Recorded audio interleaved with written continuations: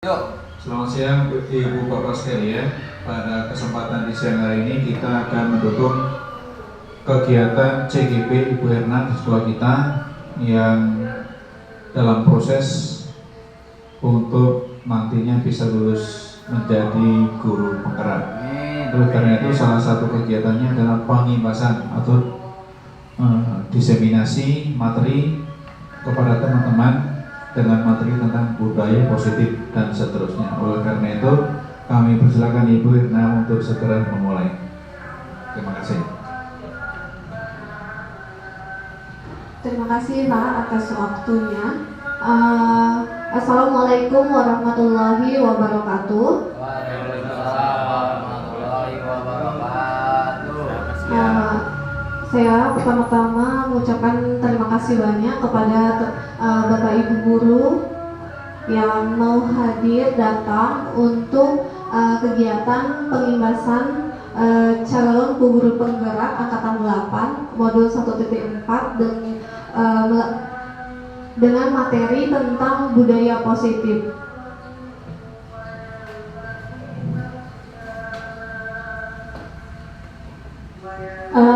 Materi hari ini itu berkaitan tentang yang pertama adalah disiplin positif dan nilai-nilai kebajikan, kemudian teori motivasi, hukuman, penghargaan, serta restitusi, kemudian keyakinan kelas, kebutuhan dasar manusia, yang terakhir adalah segitiga restitusi.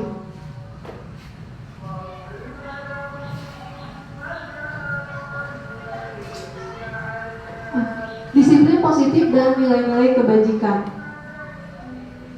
Pertama-tama,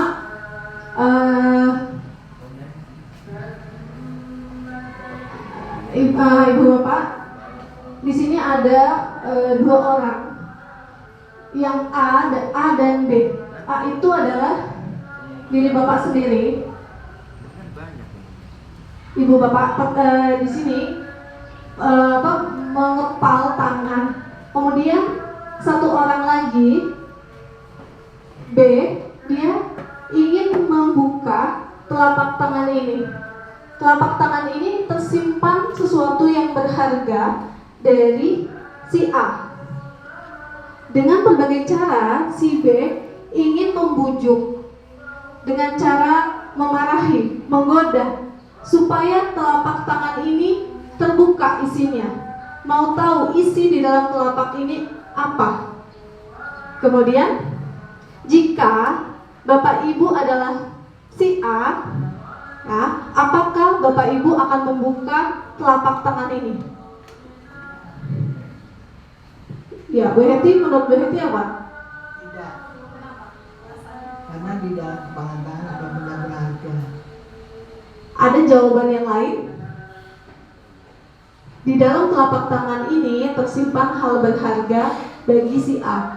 Kemudian si B membujuk, merayu, atau menggelitik supaya telapak tangan ini terbuka. Oke, kalau menurut saya ada cara tertentu yang mungkin saya atau mungkin ada orang lain juga yang bisa menggunakan caranya ya. Kalau bahasanya itu mungkin the other way, cara yang lain. Misalnya gini, nggak hanya sekedar menggoda. Awas, tangan kamu mungkin ada kecoanya, lepas gitu kan? Ya bisa aja saking kagetnya gitu kan? Awas, tangan kamu ada kecoanya, kaget, lepas. Kira-kira seperti itu. Terima kasih. Terima kasih, Mister. Nah, banyak cara untuk membuat si A membuka telapak tangannya. Tetapi siapa sih sebenarnya pemegang kendali dari telapak tangan dibuka atau ditutup? Siapa pemegang kendalinya? Si A kan? Berarti diri kita sendiri. Nah,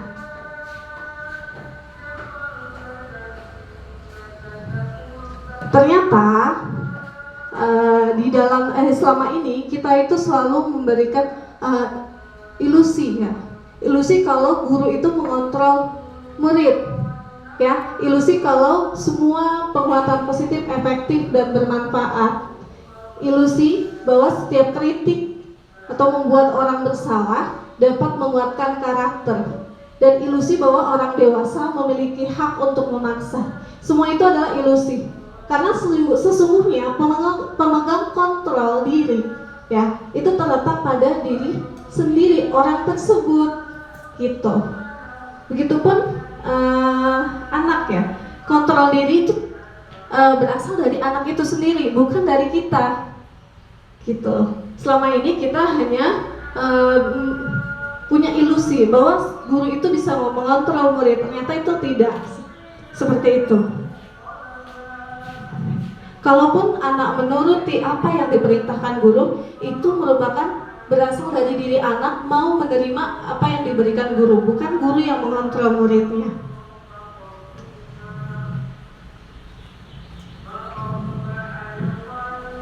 Nah, sekarang kita sudah berada di perubahan paradigma. Pertama adalah stimulus respon.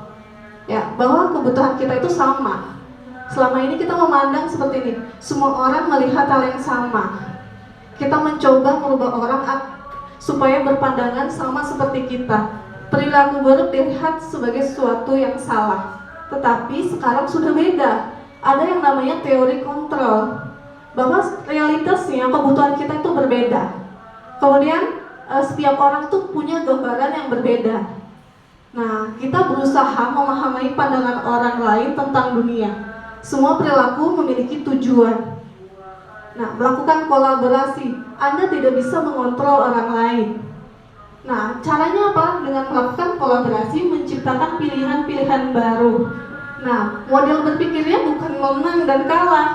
Selama ini kan, kalau kita sudah berhasil membuat anak menurut dengan kita merasa kita menang. Tapi tidak seperti itu. Model berpikir itu harus berubah. Perubahan itu sekarang model berpikirnya menang dan menang. Kita sama-sama menang, gitu. Disiplin itu sebenarnya memiliki makna yang berbeda, bukan hanya sekedar tertib atau patuh.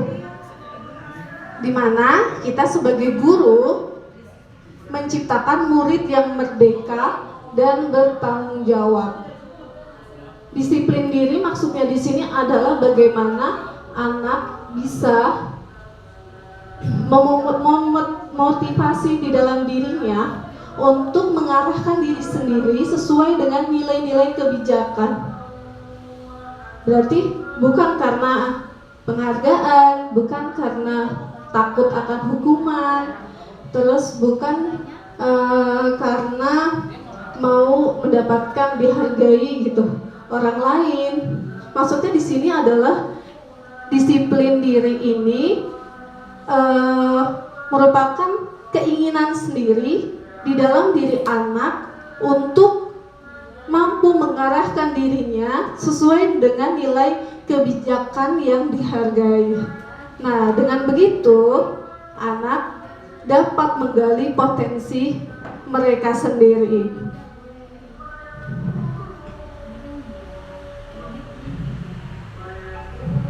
Disiplin merupakan bentuk kontrol diri, belajar untuk mengontrol dirinya untuk mencapai suatu tujuan mulia. Di sini mengacu kepada nilai-nilai mulia yang dianut seseorang. Tentunya kita semua pasti punya nilai-nilai itu. Nilai-nilai kebajikan adalah sifat-sifat positif manusia yang merupakan tujuan mulia yang ingin dicapai setiap individu. Nah, salah satu contoh nilai-nilai kebajikan itu adalah profil pelajar Pancasila. Menurut Pak Fitro, nilai-nilai kebajikan yang perlu diterapkan di sekolah untuk siswa apa? Kemandirian. Mandiri. Terus mana? Nilai kebajikan yang harus ada pada diri anak. Kemandirian, kreativitas. Ya, kreativitas. Kejujuran, tanggung jawab, ya, disiplin itu adalah nilai-nilai kebajikan. Nah, di dalam peraturan itu setiap standar nasional pendidikan, ya, Di sini tujuan mulia dari penerapan disiplin positif itu agar terbentuknya murid-murid yang berkarakter, berdisiplin, santun, jujur, peduli, tanggung jawab, pembelajar sepanjang hayat. Kemudian adalah menerapkan profil pelajar Pancasila.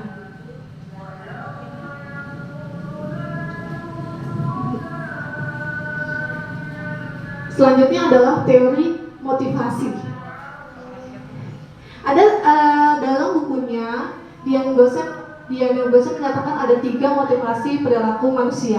Yang pertama adalah motivasi karena menghindari hukuman. Nah, ini adalah tingkatan motivasi yang terendah. Yang kedua adalah motivasi untuk mendapatkan imbalan atau penghargaan dari orang lain.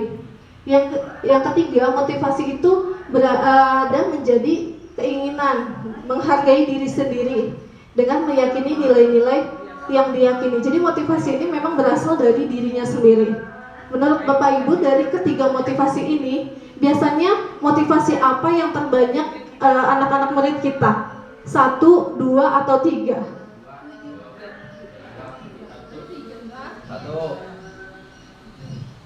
1 atau 2, ya kan? Nah, bagaimana caranya kita sebagai guru ini, anak-anak itu motivasinya tidak lagi 1 atau 2, tetapi 3. Motivasi yang berasal dari dirinya sendiri. Bagaimana caranya?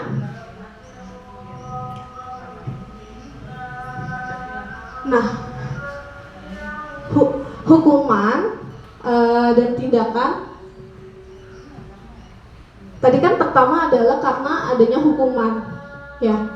Hukuman itu tindakan yang tidak terencana dan tiba-tiba, di mana murid atau anak tidak dilibatkan.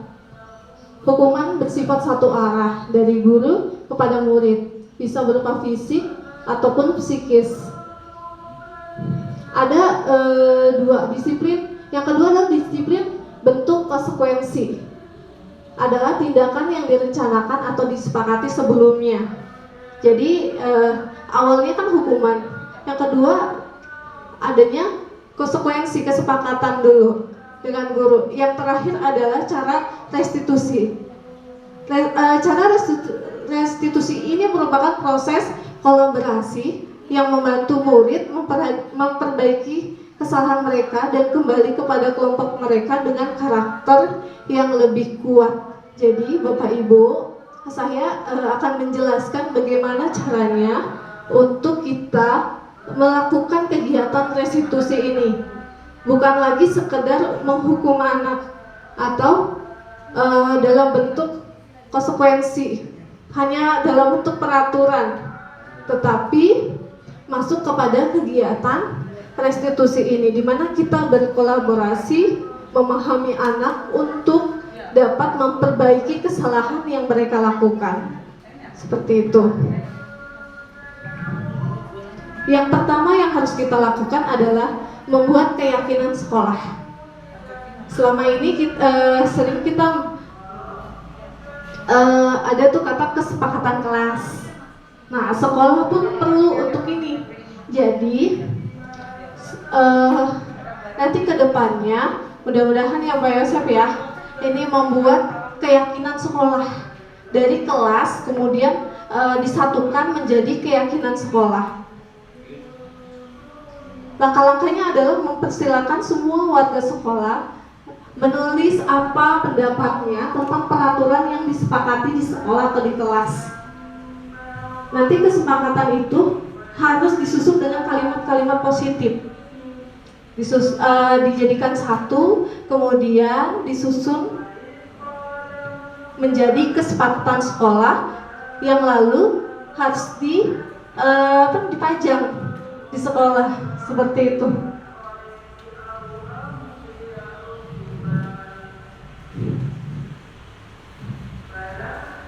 Nah, kebutuhan dasar manusia.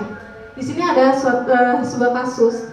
Ibu Ambar, guru wali kelas 2A di SD Pelita Hati, sedang bingung menghadapi ulah salah satu murid yang dengan paksa Jika Anda menghadapi situasi seperti Ibu Ambar, apa yang Anda lakukan? Menurut Anda kira-kira alasan Doni melakukan hal itu apa? Menurut Bapak Ibu, kira-kira kenapa Doni melakukan hal tersebut? Tidak membawa bekal. Ya, salah satunya mungkin tidak membawa bekal. Nah, ada 5 dasar kebutuhan manusia. Jika satu atau beberapa kebutuhan manusia ini, kebutuhan dasar ini tidak terpenuhi, maka akan muncul tindakan-tindakan yang menyimpang. Pasti ada hal perilaku negatif yang akan dilakukan. Nah, seorang guru harus paham 5 dasar kebutuhan manusia ini untuk mengetahui untuk kedepannya cara bagaimana menyelesaikan permasalahan anak. Yang pertama adalah kebutuhan bertahan hidup, di mana kebutuhan fisiologis seperti makanan, kesehatan, dan tempat tinggal. Ada kebutuhan kasih sayang dan rasa diterima. Di sini hubungan sosial, kasih sayang, dan merasa diterima oleh lingkungan. Yang ketiga, penguasaan, merasa bahwa dirinya bisa diakui, memiliki harga diri. Kemudian yang keempat, kebebasan, di mana anak di sini bisa mengontrol atas hidupnya sendiri, bebas memilih pilihannya. Yang terakhir adalah kesenangan, di mana kebutuhan akan kesenangan, bermain, tertawa, dan menikmati segala kegiatan. Dalam kasus Doni, jika Doni mengambil makanan teman-temannya karena merasa lapar dan tidak membawa bekal, berarti dia tidak terpenuhi kebutuhan bertahan hidupnya, yaitu makan. Kemudian, namun jika Doni melakukan karena merasa senang, berarti Doni itu membutuhkan perhatian dan kasih sayang dari teman-temannya, gitu. Dalam memahami kebutuhan dasar yang ingin dipenuhi Doni, Ibu Ambar dapat mengambil langkah-langkah sesuai dalam mengatasi situasi ini. Nah, salah satunya adalah kita harus mengetahui kebutuhan dasar yang tidak dipenuhi oleh anak itu apa, baru mengambil solusinya. Nah, 5 posisi kontrol. Nah, 5 posisi kontrol ini biasanya diterapkan oleh orang tua, guru, ataupun kepala sekolah. Pertama adalah penghukum. Seorang penghukum bila menggunakan hukuman fisik, bisa menggunakan hukuman fisik maupun verbal. Orang-orang yang menjalankan posisi penghukum senantiasa mengatakan bahwa sekolah memerlukan sistem alat yang lebih menekan murid-murid lebih dalam lagi. Misalnya, patuhi aturan saya, kamu selalu saja salah, pasti selalu yang terakhir selesai. Guru seperti ini dia senantiasa percaya hanya ada satu cara agar pembelajaran bisa berhasil, yaitu cara dia sendiri, gitu. Yang kedua adalah membuat merasa bersalah.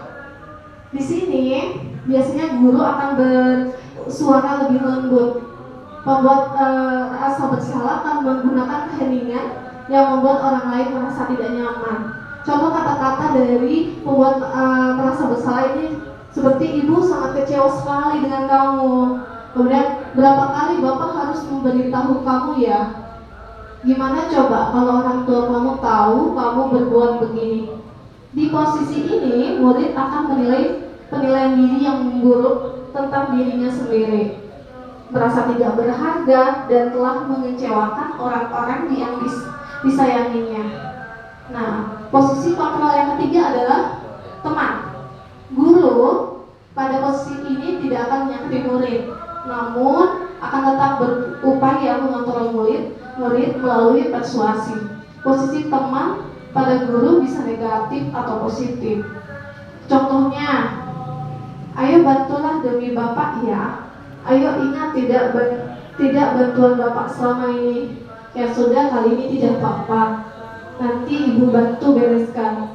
Hal negatif dari posisi teman adalah bila suatu saat guru tidak membantu, maka murid akan kecewa dan berkata, saya pikir Bapak Ibu teman saya. Murid merasa dikecewakan dan tidak mau lagi berusaha. Hal ini yang timbul adalah murid hanya akan bertindak untuk guru tertentu dan tidak untuk guru lainnya. Murid akan tergantung pada guru tersebut. Nah, posisi yang keempat adalah pemantau. Di sini guru adalah memantau. Memantau berarti artinya mengawasi ya, mengawas. Pada posisi ini guru hanya memantau saja. Jadi kesepakatan sudah ada. Konsekuensi jika melanggar kesepakatan ada konsekuensinya. Kemudian setiap hari guru mengontrol mana nih anak-anak yang melanggar aturan, dicatat gitu. Nah, biasanya pertanyaan yang diajukan seorang pemantau, peraturannya apa? Apa yang telah kamu lakukan? Sanksi atau konsekuensinya apa? Seorang pemantau akan mengadakan perhitungan, catatan atau data yang digunakan sebagai bukti atas perilaku seseorang, seperti stiker, slip catatan atau daftar. Nah, di sini posisi pemantau sendiri berawal dari teori stimulus respon yang menunjukkan tanggung jawab guru dalam mengontrol murid. Nah, yang terakhir adalah posisi manajer. Manajer adalah posisi di mana guru berbuat sesuatu bersama dengan murid, mempersilahkan murid mempertanggungjawabkan perilakunya, mendukung murid agar dapat menemukan solusi atas permasalahannya sendiri. Seorang manajer telah memiliki keterampilan di posisi teman maupun pemantau. Dengan demikian, bisa jadi di waktu-waktu tertentu kembali kepada posisi tersebut bila diperlukan. Nah, kata-kata yang biasa diucapkan oleh seorang manajer adalah apa yang kita yakini, berarti mempertanyakan keyakinan kelas yang sudah disepakati. Kemudian jika kamu meyakininya, apakah kamu bersedia memperbaikinya? Jika kamu memperbaiki hal ini, menunjukkan apa tentang dirimu? Apa rencana kamu memperbaiki hal itu? Tugas seorang manajer bukan untuk mengatur perilaku seseorang, tetapi kita membimbing murid untuk dapat mengatur dirinya sendiri. Nah, menurut Bapak Ibu, ada 5 posisi tersebut. Posisi penghukum, membuat merasa bersalah sebagai teman, kemudian sebagai pemantau, dan terakhir ada sebagai manajer. Manakah posisi yang sebaiknya seorang guru lakukan? Pak Petro, mana? Posisi manajer. Ya, yang paling selama ini kita sebagai guru, termasuk saya sendiri itu selalu melakukan sebagai pertama mungkin pernah sekali sebagai penghukum ya, gitu, karena saking tidak sabar menghadapi kelakuan misalnya anak gitu kan. Ada lagi yang paling banyak itu membuat sosok anak tersebut merasa bersalah, ya kan. Nah, untuk saat ini ya, dari yang saya pelajari di CGP ini adalah bahwa pentingnya untuk membuat bagaimana kondisi itu kita posisi kontrol kita sebagai guru adalah pada posisi manajer ini, gitu. Nah, sebagai posisi manajer ini ada 3 cara, ya, 3 cara untuk melakukan hal tersebut jika siswa kita melakukan penyimpangan atau perilaku yang tidak menyenangkan, negatif. Yang pertama adalah dinamakan segitiga restitusi, yaitu yang pertama menstabilkan identitas, kemudian menanyakan keyakinan, dan terakhir adalah validasi tindakan yang salah. Oke, menstabilkan identitas.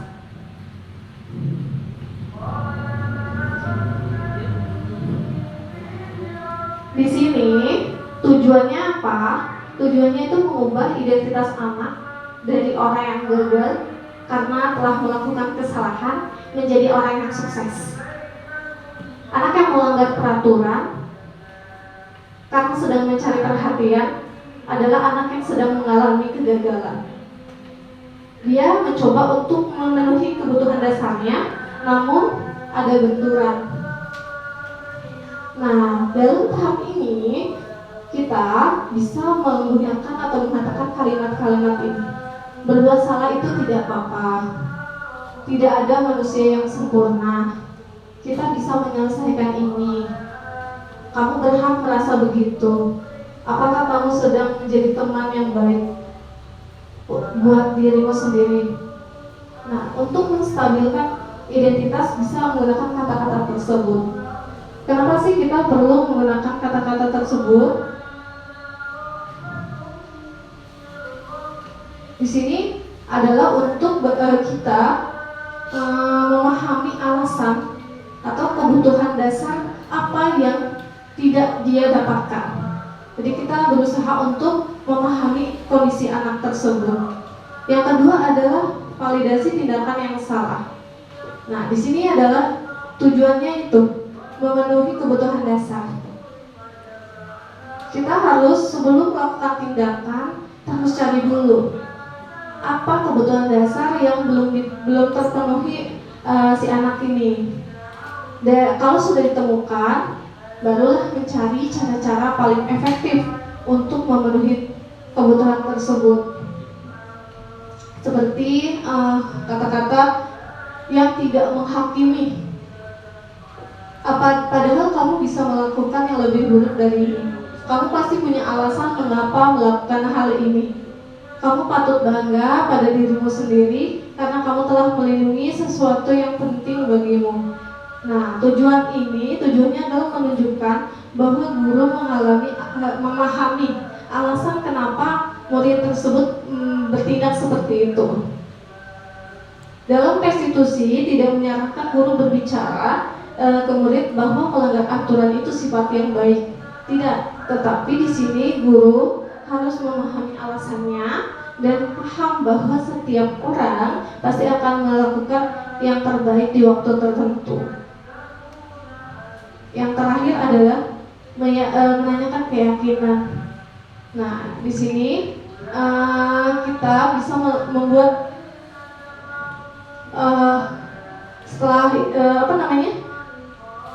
mengatakan pertanyaan apa yang kita percaya. Jadi keyakinan kelas gitu, keyakinan sekolah yang sudah dibuat sebelumnya. Nah, kemudian nilai-nilai yang kita sepakati apa?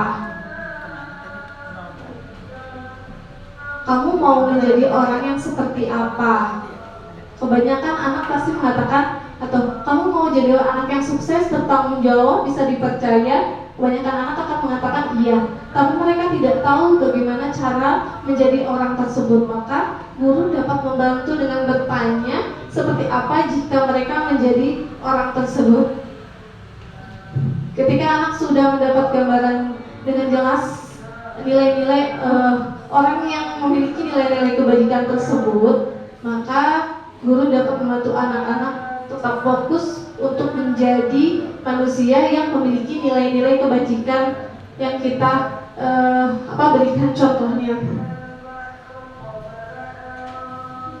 Itu saja materi dari saya mengenai pertama itu tentang disiplin positif, kemudian keyakinan sekolah, hukuman, motivasi,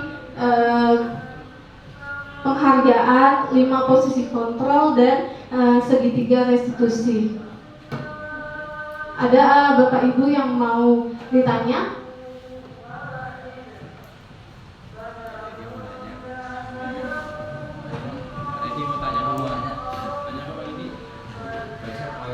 Saya mau tanya.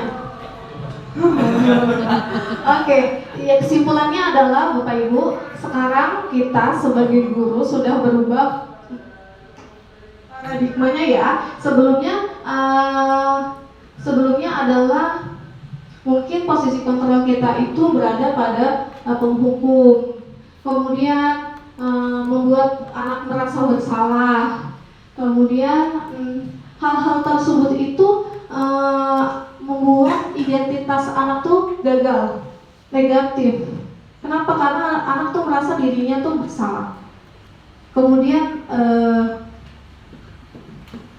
tidak menghargai dirinya sendiri. Oh, aku adalah orang yang gagal, gitu. Jadi harus diubah ke menuju pemantau, atau lebih tinggi lagi adalah manajer. Nah, manajer ini adalah posisi yang seharusnya kita lakukan. Caranya adalah menggunakan segitiga restitusi ini. Yang pertama adalah menstabilkan identitas, kemudian validasi tindakan yang salah, baru menanyakan keyakinan. Setelah menanyakan keyakinan ini, anak-anak ditanya,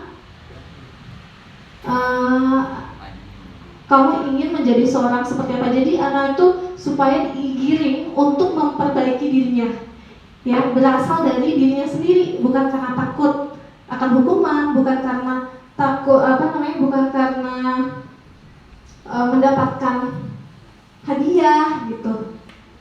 Jadi anak itu berbuat baik, melakukan disiplin itu berasal dari dirinya sendiri, yang dinamakan itu disiplin positif. Jadi anak mampu mengontrol dirinya sendiri, mengarahkan dirinya sendiri karena memiliki tujuan yang ingin dicapai. Karena dia memiliki nilai-nilai keyakinan diri yang positif, gitu. Itu sih. Terima kasih. Ya, ada pertanyaan ya? Ya ada. Makasih. Wassalamualaikum warahmatullahi wabarakatuh. Waalaikumsalam warahmatullahi wabarakatuh. Terima kasih Bu Erna yang sudah memberikan materi kepada kita. Sekali lagi kita beri aplaus untuk Bu Erna. Semoga dengan adanya kegiatan ini semakin menambah semangat Ibu Erna untuk menyelesaikan proses CGP menjadi guru penggerak nanti. Terima kasih Bu Bapak yang sudah menghadiri kesempatan ini. Semoga Tuhan memberkati kita semua. Amin.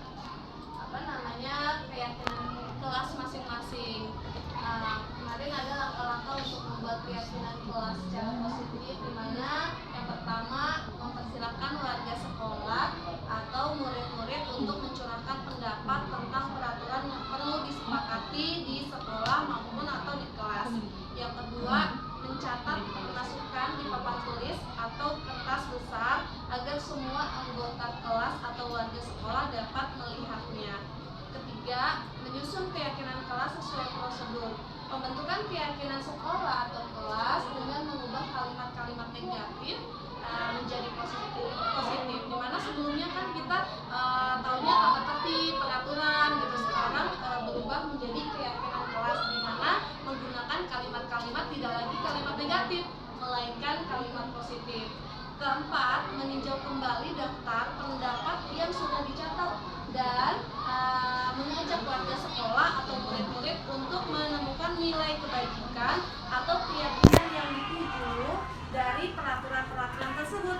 Yang kelima, memasukkan nilai-nilai keyakinan ke dalam daftar yang akan disepakati. Keenam, meninjau ulang keyakinan kelas secara bersama-sama. Pastikan tidak terlalu banyak butir pernyataan, sebaiknya antara 3 sampai 7 prinsip keyakinan. Ketujuh, setelah keyakinan kelas selesai dibuat, semua warga kelas bersama guru dan murid-murid dipersilakan meninjau ulang dan menyetujuinya dengan menandatangani keyakinan tersebut. 8. Menempel keyakinan sekolah atau kelas di dinding kelas agar mudah dilihat oleh semua warga sekolah.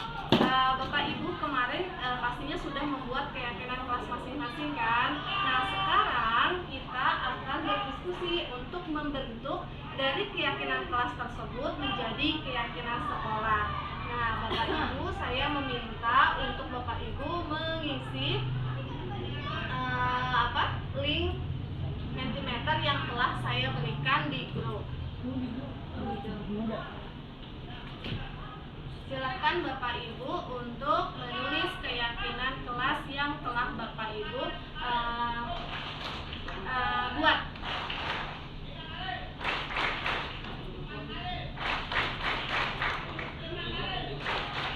Nanti dari hasil tulisan yang telah Bapak Ibu isi nanti akan terlihat di silakan Bapak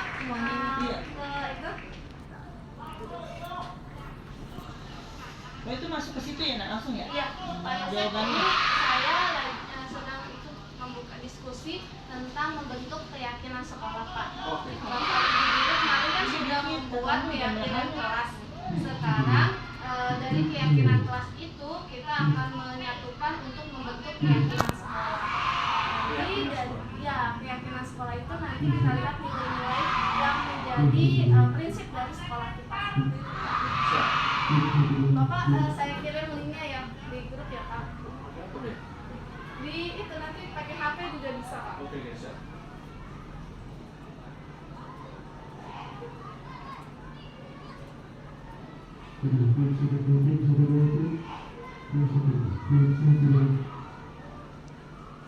Katanya nggak bisa yang banyak katanya.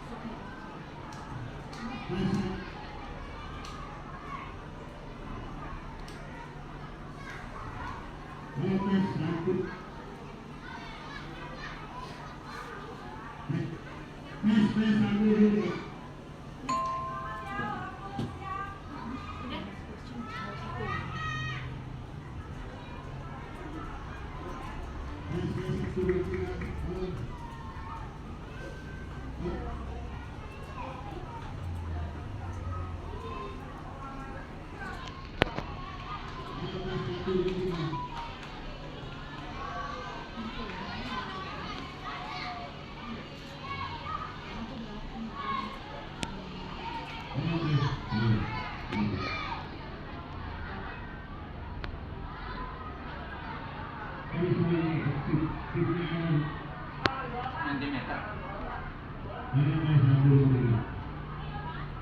For education ya.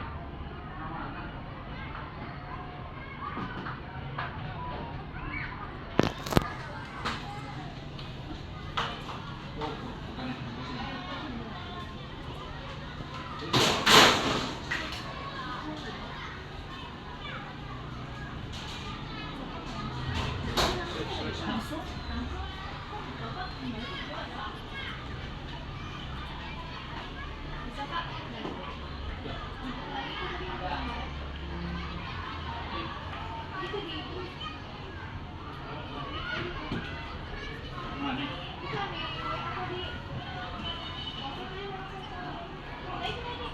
Jawab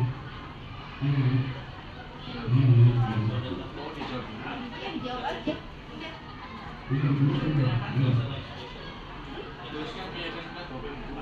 Ini yang masuk ya?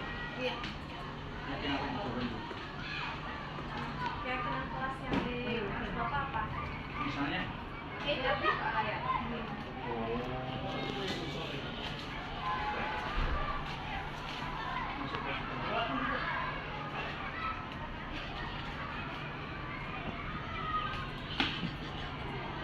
budaya? Ini ada. Ini tiga-tiganya. Iya Pak. Silakan sih. Jawab apa budaya? Ya boleh lagi Pak. Boleh lagi. Ya. Aku udah 3 kali nak. Udah. Di 9. Oh ya. Kasih. Sama.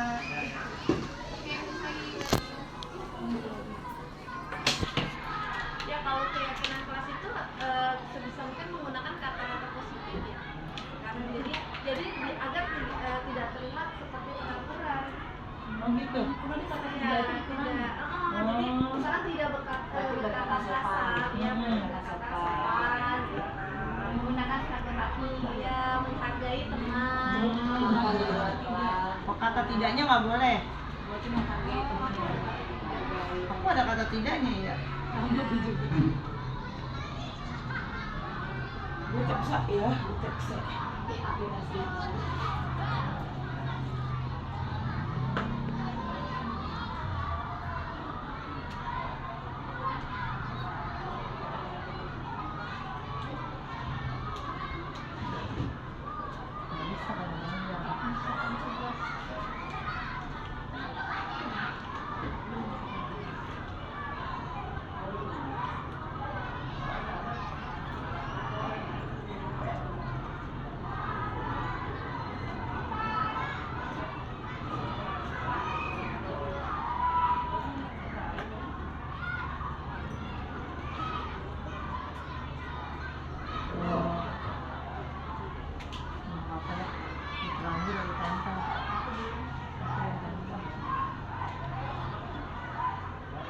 Di sini ada data tepat waktu. Ya, terus saling membantu.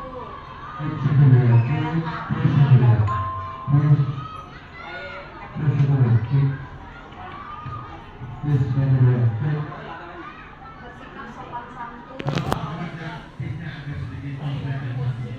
Baiklah, sudah ya, sudah Bapak Ibu ya. Nah dari keyakinan dari voting ini bahwa kita sudah bisa ya menentukan keyakinan sekolah kita.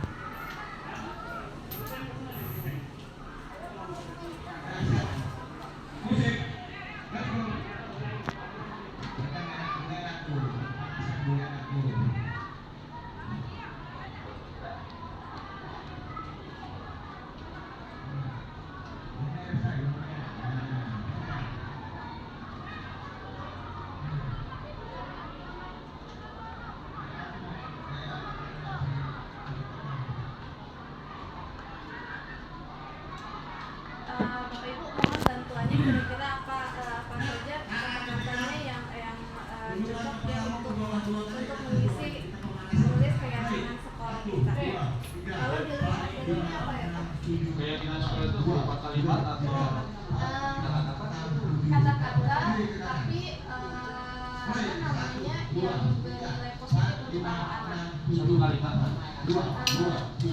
Paling tidak ada 7 prinsip, 7 keyakinan yang ditaati anak-anak ketika berada di sekolah kita gitu. Kalimatnya boleh bebas atau dari yang blok ini Bebas juga? dari yang kita responden yang tadi. Iya. Itu respon dari mana? Ini dari Bapak Ibu guru yang tadi disampaikan Bapak. Yang pertama mungkin apa? Datang tepat waktu ya Pak ya. Itu ya kalau ditulis tepat waktu ya.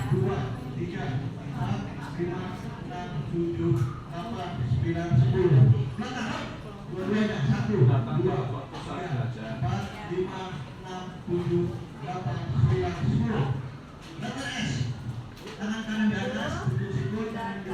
tepat waktu. datang sama langsung ke sekolah gitu kali ya. Saling membantu. Tiga.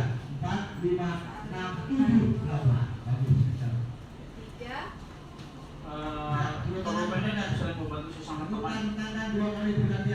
Sesama warga sekolah kali Oh ya. ya, sesama warga sekolah. 5, 6, 7, 8 2, 3, 4, 5, 6, 7, 8 masih di sini. Mulai 1, 2, 3, 4, 5, 6, 7, 8 2, 3, 4, 5, 6, 7, 8 Buntut penting, kalau waktu membuntut sudah itu 7 kaki. Nah ini kan. Nah, mulai 1, 2, Mbak Titi kira-kira 5, 6, 3, 1, 2, lagi yang kelas 5, 6, 7, Melaksanakan piket. dia menjaga kebersihan, menjaga kebersihan sekolah berarti ya.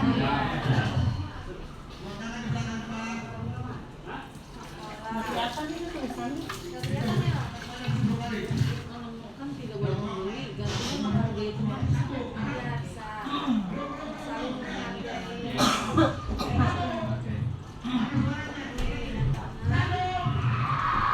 Ada ini berprestasi.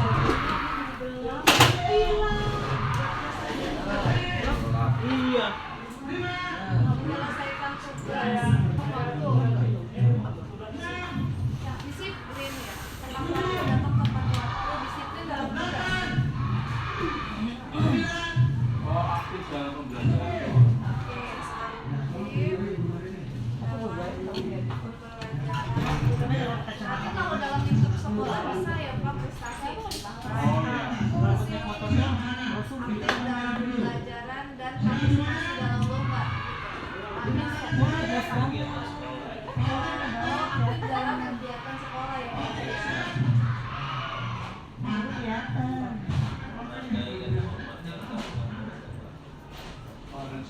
Saling menghargai dan toleransi. Yang terakhir percaya diri yang bisa.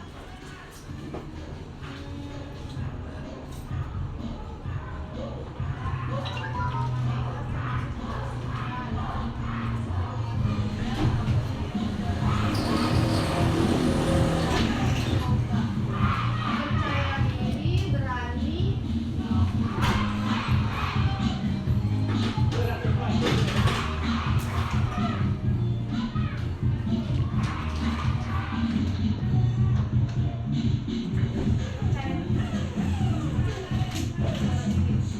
Oh, menjaga kebersihan. Sama itu tadi. Udah, nomor 4 Pak. Yang Menjaga bersih kebersihan sekolah. Satu lagi Pak. Percaya diri.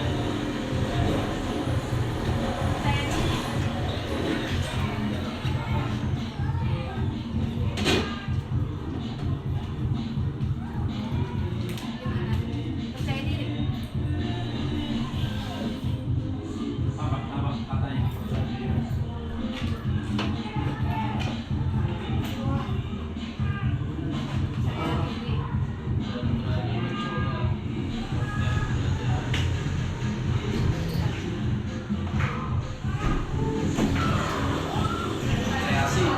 Kreasi, inovatif. Percaya diri dan kreatif. Ya. Hah? Yang kreatif.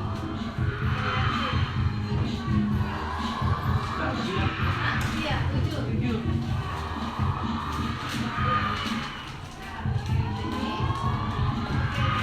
Terima kasih Bapak Ibu dari keyakinan kelas yang tadi kita sudah masukkan ke dalam voting. Nah, berarti didapatlah keyakinan sekolah kita. Yang pertama adalah datang tepat waktu, kedua saling membantu sesama warga sekolah, ketiga berpakaian sopan, keempat menjaga kebersihan sekolah, 5 saling menghargai dan bertoleransi, 6 aktif dalam kegiatan sekolah, 7 percaya diri dan kreatif.